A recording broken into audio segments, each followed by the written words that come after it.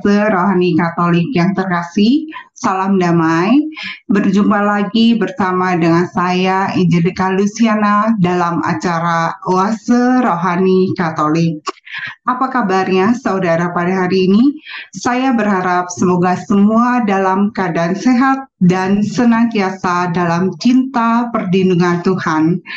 Senang sekali pada hari ini kita hadir dalam siaran Zoom Romo Albertus Adiwenanto Widyasmoro yang biasa kerap kita sapa dan kita kenal beliau dengan Romo Wenan. Mari sahabat terkasih kita bersama menyapa Romo. Romo, salam damai, selamat bergabung. Apa kabarnya hari ini Romo? Baik, teman-teman Oase Rohani Katolik, apa kabar semuanya? Sehat-sehat semuanya. Iya, terima kasih ya Romo sudah berkenan bergabung bersama kita menyalurkan cinta dan berkat Tuhan. Sahabat Oase yang terkasih, sebelum kita memulai perenungan pada hari ini, marilah kita satukan hati membuka dengan doa yang akan dibawakan oleh Romo. Silakan Romo. Baik, mari kita bersama satu dalam doa, dalam nama Bapa dan Putra dan Roh Kudus. Amin. Bapa yang baik, Bapa yang kasih, kami menyadari cintamu begitu besar di dalam hidup kami.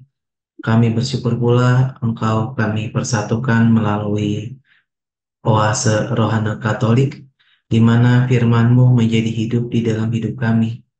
Semoga setiap perkataan-Mu yang kami dengarkan dalam firman ini dapat meneguhkan dan menjadi kekuatan dalam keziaran hidup. Demi Kristus Tuhan dan pengantara kami. Amin. Amin. Antifon pembuka. Aku mengabarkan keadilan di tengah jemaat besar. Bibirku tidak kutahan terkatup. Engkau tahu itu ya Tuhan.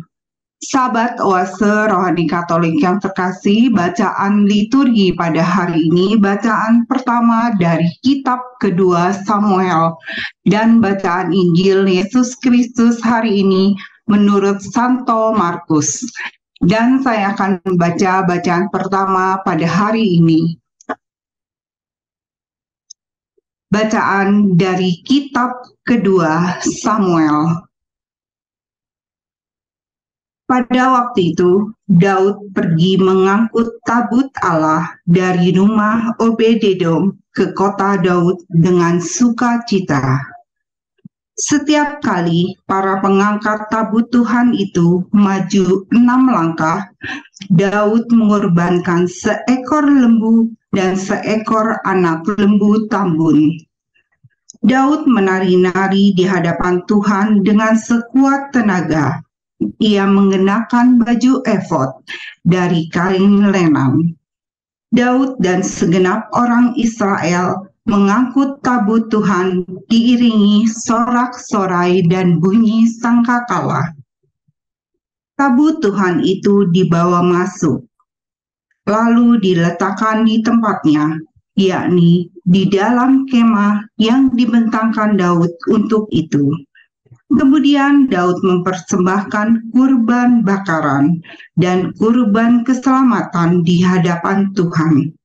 Setelah Daud selesai mempersembahkan kurban bakaran dan kurban keselamatan, diberkatinyalah banyak bangsa itu demi nama Tuhan semesta alam. Lalu dibagikannya kepada seluruh bangsa itu, kepada seluruh khalayak ramai Israel, baik laki-laki maupun perempuan. Masing-masing seketul roti bundar, sekerat daging, dan sepotong kue kismis. Sesudah itu, pergilah seluruh bangsa itu, masing-masing ke rumahnya. Demikianlah sabda Tuhan. Syukur kepada Allah. Mazmur tanggapan. Siapakah itu Raja kemuliaan? Tuhanlah Raja kemuliaan. Apakah itu Raja kemuliaan? Tuhanlah Raja kemuliaan. Angkatlah kepalamu, hai pintu-pintu gerbang, dan bukalah dirimu lebar-lebar, hai pintu-pintu abadi, supaya masuklah Raja Kemuliaan. Siapakah itu Raja Kemuliaan? Tuhanlah Raja Kemuliaan. Siapakah itu Raja Kemuliaan? Tuhan yang jaya dan perkasa, Tuhan yang perkasa dalam peperangan. Siapakah itu Raja Kemuliaan? Tuhanlah Raja Kemuliaan. Angkatlah kepalamu, hai pintu-pintu gerbang, dan bukalah dirimu lebar-lebar, hai pintu-pintu abadi, supaya masuklah Raja Kemuliaan. Siapakah itu Raja Kemuliaan? Tuhanlah Raja Kemuliaan. Siapakah itu Raja Kemuliaan? Tuhan semesta alam, dialah Raja Kemuliaan. Siapakah itu Raja Kemuliaan? Tuhanlah Raja Kemuliaan. Sahabat Oase Rohani Katolik yang terkasih, marilah kita mempersiapkan hati untuk mendengarkan bacaan Injil.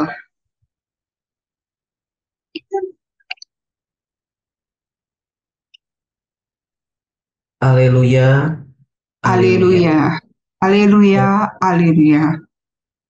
Terpujilah Engkau ya Bapa, Tuhan langit dan bumi, sebab misteri kerajaan Kau nyatakan kepada kaum sederhana. Haleluya, haleluya. Tuhan bersamamu dan bersama rohmu. Inilah Injil suci menurut Markus. Dimuliakanlah Tuhan. Sekali peristiwa, datanglah ibu dan saudara-saudara Yesus ke tempat ia sedang mengajar. Mereka berdiri di luar, lalu menyuruh orang memanggil Yesus. Waktu itu, ada orang banyak duduk mengelilingi dia. Mereka berkata kepada Yesus, "Lihat, ibu dan saudara-saudaramu ada di luar dan berusaha menemui engkau." Jawab Yesus kepada mereka, "Siapa ibuku? Siapa saudara-saudaraku?" Yesus memandang orang-orang yang duduk di sekelilingnya itu, lalu berkata, "Ini ibuku dan saudara-saudaraku. Barang siapa melakukan kehendak Allah, dialah saudaraku laki-laki, dialah saudaraku perempuan, dialah ibuku." Demikianlah sabda Tuhan. Terpujilah Kristus. Romo Wenang mungkin bisa memperkenalkan diri dulu. Sekarang Romo berkarya di Keuskupan Agung Jakarta, di mana supaya umat lebih mengenal dan mencintai. Silakan Romo. Baik teman-teman Oase Rohani Katolik, Ibu Lucy semuanya, selamat jumpa. Perkenalkan, nama saya Romo Wenan. Saya dari Keuskupan Agung Jakarta. Saat ini saya diutus Bapak Uskup di Paroki Stanislas Kotska Keranggan sebagai pastor rekan. Selain itu, saya juga masih praktek di Rumah Sakit Sinkarolu sebagai seorang dokter, karena memang sebelum masuk seminari, saya sudah berkarya di Rumah Sakit Sinkarolu sebagai dokter juga. Di sini di Karolu saya melayani di ruang Karlo, yaitu tempat untuk melayani pasien-pasien HIV. Nah, ini karena baju saya seperti ini, karena saya saat ini masih di rumah sakit, di ruang praktek. Jadi kita bersama-sama ikut Oase Rohani Katolik. Saya lagi di rumah sakit, jadi nggak apa-apa ya, nggak pakai jubah. Nggak apa-apa Romo, berarti luar biasa ya pelayanan Romo di kesehatan, jiwa, fisik, juga rohani. Terima kasih ya Romo. Sekarang kita akan mendengarkan apa hikmat bacaan pada hari ini dari homilinya Romo Wenan. Silakan Romo. Baik teman-temanku semuanya, opa oma, bapak ibu, saudara-saudari kasih, teman-teman, adik-adik, salam jumpa semuanya. Hari ini kita seperti biasa ada dua bacaan kalau di liturgi harian. Bacaan pertama diambil dari kitab Samuel, kitab kedua Samuel, Bacaan kedua diambil dari Injil Markus. Saya itu senang sekali kalau membahas kitab Samuel. Jadi saya akan mulai dari kitab Samuel dulu. Ya, Untuk memahami kegembiraan Daud yang hari ini kita dengarkan ya. Daud hari ini sangat bergembira. Ia membawa tabut perjanjian, lalu ia menari-nari di hadapan Tuhan dengan sekuat tenaga. Dan ini ada latar belakangnya. Jadi saya akan mencoba berbicara dari konteks kitab Samuel dulu ya. Kitab Samuel itu sebenarnya merupakan satu gulungan yang begitu tebal. Bahkan pada awalnya kitab Samuel itu terdiri dari satu Samuel dan dua Samuel yang dijadikan satu dalam satu gulungan. Tapi karena kisahnya begitu panjang dalam pembentukan kitab suci, dalam kanon kitab suci Perjanjian Lama dibagi menjadi dua, Samuel 1 dan Samuel 2. Kitab Samuel ini merupakan kitab peralihan di mana kalau kita tahu bangsa Israel itu sebelumnya masih terbentuk dari suku-suku dan diperintah tanda kutip oleh hakim-hakim. Sebelumnya oleh nabi, lalu hakim-hakim. Nah, ini kitab Samuel merupakan transisi di mana orang Israel yang tadinya diperintah hakim-hakim mulai diperintah oleh raja.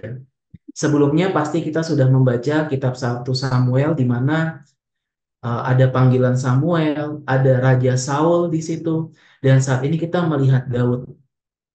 Oleh karena itu sebenarnya dalam kitab Samuel ada tiga tokoh utama yang sangat penting untuk membaca konteks besar kitab Samuel. Yang pertama pasti Samuel, yang kedua Saul, dan yang ketiga Daud. Nah, yang menarik adalah dua pribadi terakhir ini, Saul sebagai raja pertama dan Daud sebagai raja selanjutnya menggantikan Saul. Saul dan Daud itu kerap dibanding-bandingkan ya. Jadi Saul kalau kita ingat pertama kali dipilih, dia punya perawakan yang gagah, perawakan yang tinggi, perawakan yang mumpuni sebagai seorang raja. Ketika seorang melihat Saul, dia langsung tahu, wah orang ini pantas menjadi raja atas Israel karena penampilannya yang luar biasa. Daud itu sebaliknya, kalau kita ingat bagaimana Daud diurapi pertama kali oleh Samuel, sebelum Daud itu didampilkan saudara-saudaranya Daud yang tinggi, yang tampan, yang gagah, yang kuat dan perkasa. Tapi Tuhan mengatakan orang ini bukan yang aku pilih. Lalu Daud muncul dengan perawakan yang lembut, kulitnya lembut, wajah kemerahan, elok ya. Kalau orang melihat tidak pantas menjadi raja. Tapi kita ingat kata-kata pada saat itu adalah Tuhan melihat hati, bukan melihat rupa. Kalau ya, manusia memandang fisik, Allah memandang hatinya. Dan di sini yang dibanding-bandingkan adalah Saul dan Daud. Dalam perjalanannya menjadi raja, kita ingat Saul tidak taat terhadap perintah Tuhan sampai pada penutup kitab pertama Samuel disajikan kisah tentang kematian Saul yang tragis. Dan 2 Samuel ini merupakan sebuah lembaran baru di mana Daud diangkat menjadi raja dan saat ini kita mendengarkan Daud yang memindahkan tabut Tuhan ya, tabut keselamatan Tuhan lalu mempersembahkan kurban bakaran sambil menari-nari di hadapan Tuhan dengan sekuat tenaga. Apa yang dilakukan Daud ini nanti akan menjadi dasar tentang kegembiraan beriman, kegembiraan raja yang punya relasi dengan Tuhan. Oleh karena itu, relasi dengan Tuhan ini menjadi sangat penting bagi setiap raja-raja Israel selanjutnya. Kita tahu banyak sekali mazmur-mazmur Daud atau setidaknya inspirasi di mazmur yang diinspirasikan dari kehidupan Daud atau tulisan-tulisan Daud. Itu menunjukkan raja yang punya relasi intim dengan Tuhan. Sebaliknya, Saul dan nanti raja-raja selanjutnya, setiap raja itu akan selalu dibandingkan dengan Daud. Semua raja, standar raja yang baik itu adalah Daud, karena Daud punya relasi dengan Tuhan, relasi yang intim dengan Tuhan. Oleh karena itu Daud tidak ragu-ragu bernari-nari sekuat tenaga di hadapan Tuhan. Bahkan kalau nanti kita lanjutkan ceritanya, Daud sampai telanjang bulat menari-nari di hadapan Tuhan. Dia tidak peduli lagi apa yang dikatakan orang lain, tapi dia mempersembahkan seluruh kegembiraannya kepada Tuhan. Hari ini Daud mengajarkan kita atau menunjukkan bahwa relasi dengan Tuhan itu merupakan relasi sepenuh hati, relasi dari seluruh gerakan tubuh, terutama kegembiraan ketika berjumpa dengan Tuhan. Relasi Daud ini pun nanti akhirnya menjadi dasar kita untuk membaca Injil Markus. Injil Markus dalam satu sudut pandang tafsir secara keseluruhan merupakan Injil yang menunjukkan identitas Yesus. Siapa Yesus, bagaimana Yesus berkarya eh, di Israel, bagaimana Yesus menyembuhkan, bagaimana nasihat-nasihat Yesus. Tapi yang menarik, perjalanan untuk memahami siapa itu Yesus selalu diwarnai dengan kesalahpahaman tentang siapa itu Yesus. Kita ingat cerita di Injil Markus, sempat ada cerita ketika ada orang-orang yang menurunkan si lumpuh dari atap rumah ya. Pada saat itu Yesus bilang, dosamu sudah diampuni. Tapi orang-orang di sekitarnya salah sangka. Dia bertanya, siapa orang ini? Kenapa dia mengampuni dosa? Bukankah itu adalah Allah? Salah. Dia menghujat Allah.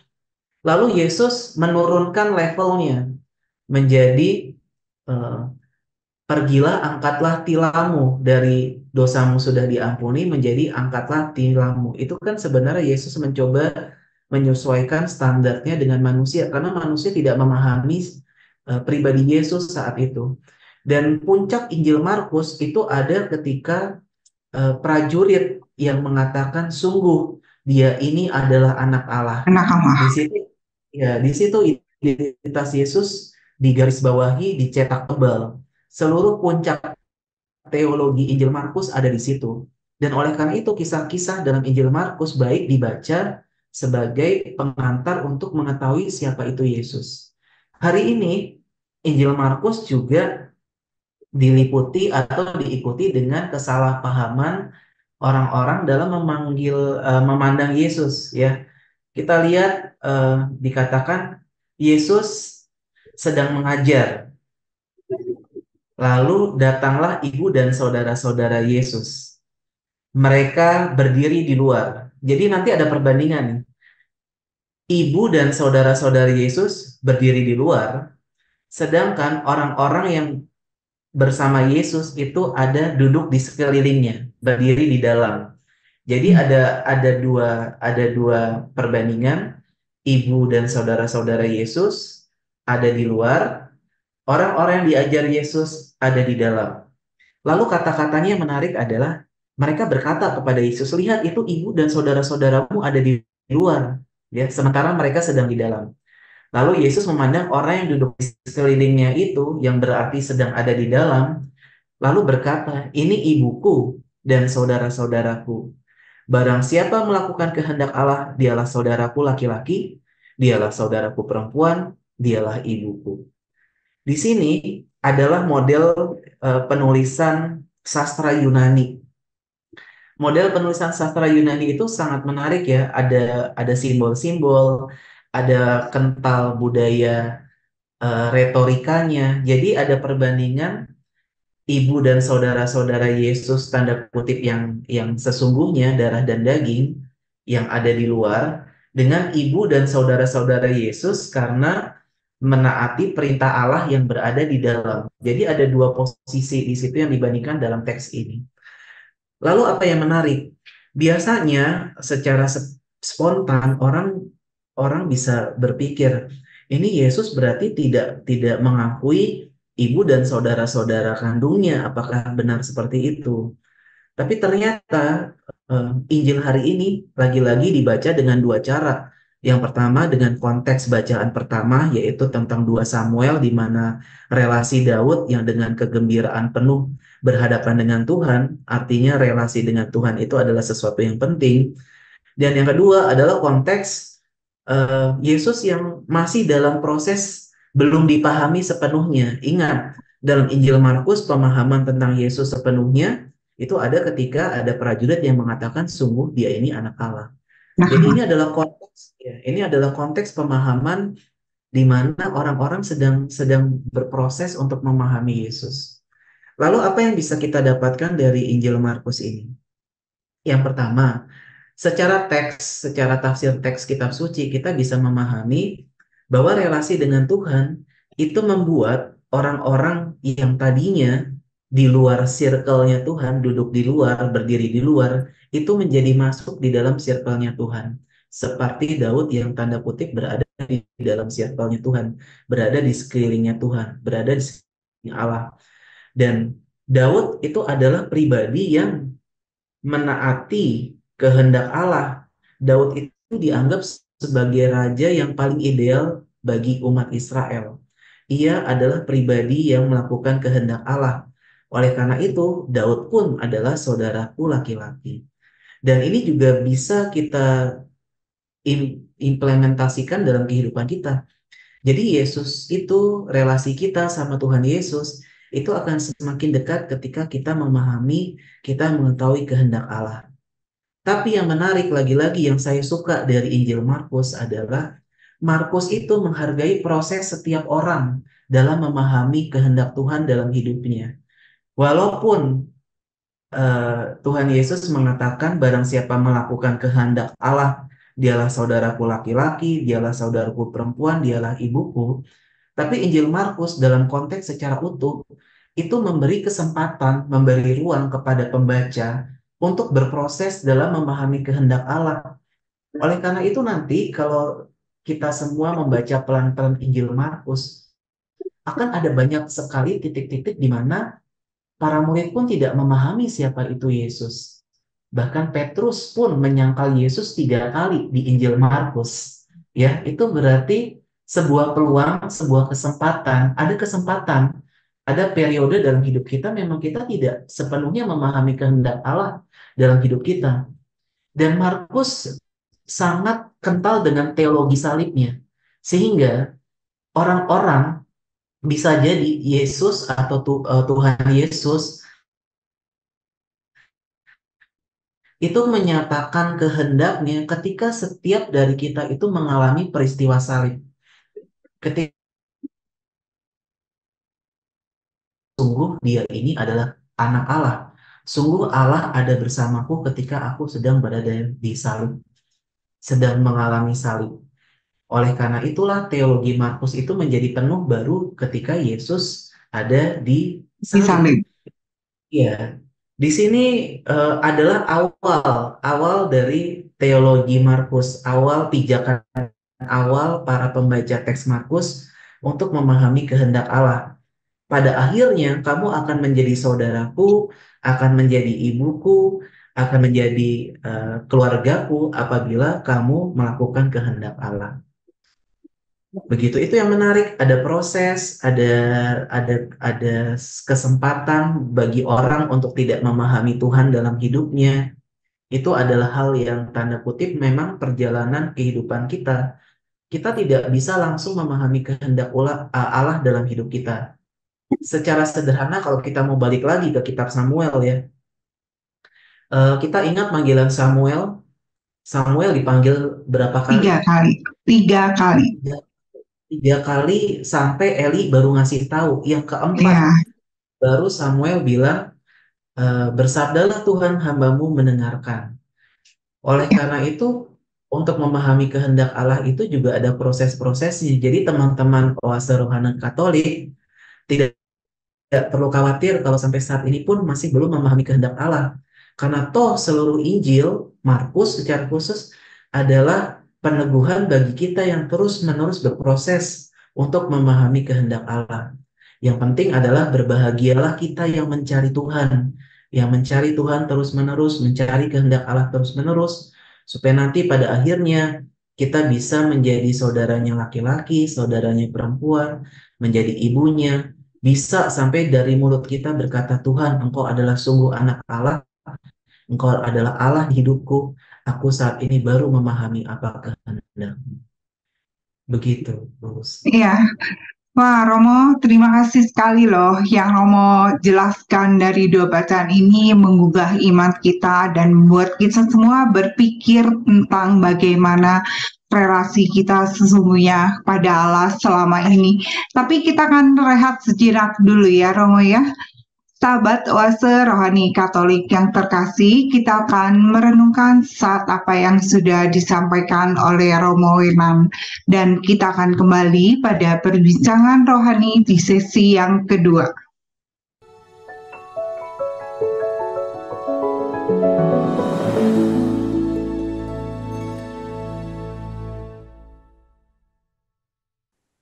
Sahabat Oase Rohani Katolik yang terkasih, salam damai. Kembali lagi bersama Romo Wenan dan saya, Angelica Luciana. Anda masih menyimak Oase Rohani Katolik. Romo Wenan, kita kembali lagi dialog iman pada sesi yang kedua. Saya tertarik dengan Romo katakan bahwa harus ada relasi yang baik dengan Tuhan, seperti Daud. Begitu sukacita sekali mempersembahkan apa yang sudah dia dapat untuk kemuliaan Tuhan. Kadang-kala ya Romo, di dalam hidup kita mau punya relasi yang baik dengan Tuhan. Selain berdoa, menjalin hubungan relasi dengan Tuhan, apalagi yang bisa kita lakukan untuk kita punya hubungan yang baik dengan Tuhan kita. Iya, biasanya saya menyebutkannya menjadi jari-jari iman. Oh, Yang pertama, untuk menjalin relasi, doa, kitab suci, ekaristi, komunitas, dan pelayanan. Jadi 5 jari ini harus berjalan sinergi. Kalau kita baca kitab suci tanpa doa, ya itu pasti akan menjadi bisa salah tafsir, bisa apa yang kita baca menjadi tidak berbuah, hanya menjadi bacaan-bacaan kosong atau bahkan menjadi bacaan-bacaan yang sifatnya akademik saja tanpa nggak ada ada kehidupan. tuntunan ya Romo ya.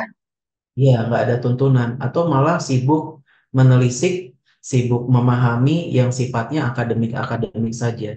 Lalu yang ketiga itu ada ekaristi karena puncak dari iman kita itu adalah ekaristi. Oleh karena itu, ekaristi penting untuk menjalin relasi dengan Tuhan. Yang menarik ya, saya ceritakan sedikit tentang ekaristi. Ketika Ya. seorang imam doa dalam ekaristi pada saat dia menuang anggur, dalam Hmm. hati orang imam itu berdoa seperti ini. Ya Tuhan, sebagaimana dilambangkan pencampuran anggur dan air ini, semoga kami Engkau persatukan dengan kealahan-Mu, sebagaimana Engkau telah menjadi manusia seperti kami. Oleh karena itu, kesatuan relasi manusia dengan Tuhan pada saat Ekaristi itu menjadi puncaknya.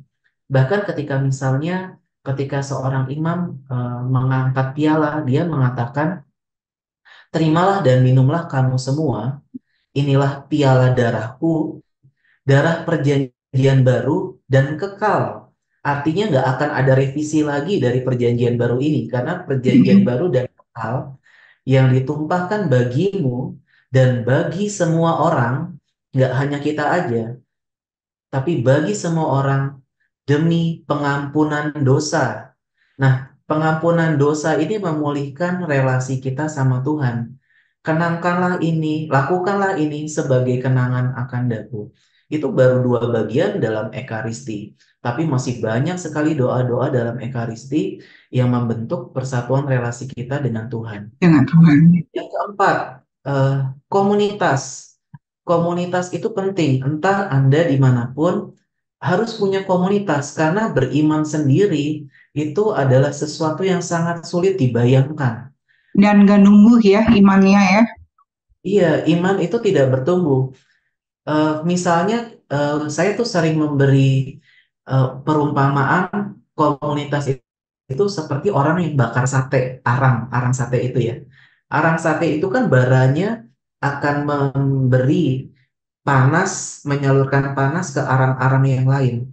Misalnya kita lagi kering, hati kita lagi dingin, kita masuk ke komunitas dan di kipas-kipas, itu semangat untuk punya relasi sama Tuhan, cinta kita sama Tuhan, itu akan ditularkan dari teman-teman komunitas kita. Oleh karena itu, komunitas merupakan sesuatu yang penting dalam menjalin relasi dengan Tuhan. Yang terakhir, yang dari 5 jari-jari iman ini adalah pelayanan. Pelayanan itu merupakan buah dari relasi kita sama Tuhan. Oleh karena itu, kalau kita punya relasi sama Tuhan, kita merasa dicintai Tuhan, aku mencintai Tuhan, itu pasti tidak bisa berhenti pada diri kita sendiri. Oleh karena itu, pelayanan menjadi penting. Kalau Ibu Teresa bilang, saya lupa urutannya, tapi biasanya seperti ini. Buah dari keheningan adalah doa, buah dari doa adalah iman, buah dari iman adalah rasa syukur, buah dari rasa syukur adalah pelayanan. Oleh karena itu, pelayanan itu menjadi buah dari relasi kita sama Tuhan. 5 ini, doa, kitab suci, ekaristi, Ya, komunitas, sama dan pelayanan. pelayanan. Jadi yang terakhir, pelayanan adalah suatu bentuk sukacita kita dan persembahan kita kepada Tuhan ya Romo ya. Iya, betul. Ya, semoga pada hari ini ya, semua sahabat yang mendengarkan sungguh sangat terberkati. Kita bisa membuat relasi yang lebih baik kita kepada Tuhan, sehingga kita pun akan diakui Tuhan sebagai saudaraku laki-laki dan saudaraku perempuan. Seperti itu ya, Romo ya. Romo, sebelum kita mengakhiri, Romo bisa menyapa opa, oma, atau juga semua yang sedang sakit. Pada hari ini mereka pasti sukacita mendengarkan siaran kita. Opa Oma yang secara khusus saat ini masih dalam proses penyembuhan atau sedang sakit, firman Tuhan hari ini menunjukkan bahwa kita senantiasa diberi kesempatan untuk menjadi saudara, menjadi ibu, menjadi keluarga dari Tuhan Yesus. Oleh karena itu, mari sama-sama kita persembahkan sakit kita persatukan kepada Yesus saudara kita. Karena dengan menyatukan sakit-sakit kita atau perjuangan kita, pergumulan kita kepada Yesus, kita juga dipersatukan dalam kegembiraan sukacitanya. Mudah-mudahan dalam perjuangan menuju kesembuhan, kita diberi kekuatan, diberi sukacita, menyadari bahwa Tuhan itu juga selalu ada sama kita. Iya, dan jangan lupa untuk lakukan 5 hal ya Romo, selain kita berdoa. Rajinlah membaca kitab suci untuk dituntun Roh Kudus, kemudian rajinlah berkaristi setiap hari ya Romo ya, pasti di gereja-gereja semua ada misa harian. Kemudian aktiflah kita di dalam komunitas-komunitas kita, kemudian melayanilah kita sesama untuk kemuliaan Tuhan. Romo, ada lagi yang mau disampaikan dari bacaan hari ini? Ya, saya kira yang menarik adalah iman itu gembira. Paus Fransiskus selalu mengatakan jadilah orang suci yang gembira, orang suci Ya, yang punya wajah, ya, punya wajah yang gembira sehingga ketika orang melihat kita seperti Daud ya, Daud itu gembira. Sehingga ketika orang melihat kita, dia akan bertanya, kenapa orang ini bergembira? Oh, ternyata ada Tuhan Yesus di balik kegembiraannya. Dan itu yang membuat sukacita. sukacita, wajah Allah ada di dalam kehidupan kita. Iya, semoga kita selalu sukacita ya dengan senyum ya Romo ya. Jangan cemberut, itulah menunjukkan kita citra Allah yang sesungguhnya. Romo, terima kasih ya buat kebersamaannya pada hari ini. Yang Romo wartakan memberikan inspirasi dan semangat beriman buat kita semua. Sahabat Oase Rohani Katolik yang terkasih, usai sudah kebersamaan kita pada hari ini. Saya Angelika Luciana dan Romo Wenan mohon pamit dari ruang dengar Anda. Sekarang marilah kita tutup dengan doa dan mohon berkat Allah melalui Romo Wenan. Silakan Romo. Baik, saudara-saudara terkasih, marilah kita bersatu dalam doa. Bapa yang baik, Engkau mengajarkan kami beriman dengan gembira seperti Daud menari-nari di hadapan-Mu. Kegembiraan yang muncul karena kami adalah saudaramu laki-laki, kami adalah saudaramu perempuan, kami adalah ibumu, kami adalah keluargamu. Semoga walaupun dalam situasi yang tidak mudah, kami tetap memiliki sukacita, kami memiliki kegembiraan tanpa syarat, karena roh-Mu yang ada di dalam diri kami. Oleh karena itu Tuhan, Kami mohon penyertaan-Mu, kami mohon berkat-Mu dalam segala perjuangan pergumulan hidup kami, sehingga kami mampu memiliki kegembiraan tanpa syarat, bagaimana Daud dapat menari-nari di hadapan Tuhan beserta kita. Sekarang dan selama-lamanya. Berkat Allah turun atas kita semua, kegembiraan, sukacita, damai sejahtera yang melampaui akal budi, turun atas kita, keluarga, dan orang-orang yang kita doakan. Dalam nama Bapa dan Putra dan Roh Kudus. Amin. Amin. Semoga kita semua dapat menjadi garam dan terang kasih Tuhan bagi sesama. Romo Enan, terima kasih. Tuhan memberkati kita semua.